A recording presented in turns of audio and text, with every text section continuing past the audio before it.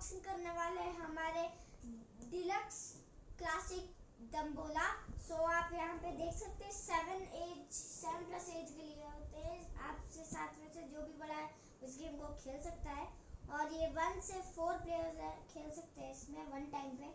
सो अभी हम इसको बिना देरी के खोलते हैं और हमने खोल दिया है। और ये जो आप थैला देख रहे हैं इसके अंदर हमने प्लास्टिक पीसेस दिख रही है, कुछ इस तरह से होता है, आपको दिखाते हैं। जैसे कि ये देखिए 37 लिखा है इस पे।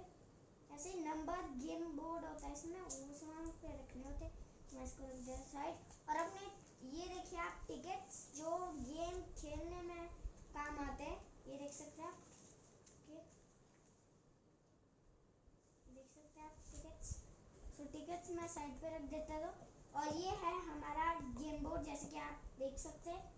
क्योंकि मैं इसको अभी खोलता हूँ, देखिए हमने ये खोल दिया गेम बोर्ड। और ये 1 से 90 तक होता है इसमें बोर्ड। और ये यहाँ पे कुछ ऐसा लिखा है, have fun playing the exciting board game. So ये है इसका गेम बोर्ड और यहाँ पे नंबर चेकिंग चाह रहे हैं। सो अब हम करते हैं इसको बंद और रख देते साइड में। और कुछ ऐसे क्रेडिट कार्ड टाइप जैसे हमारे को और टिकट्स मिलती है।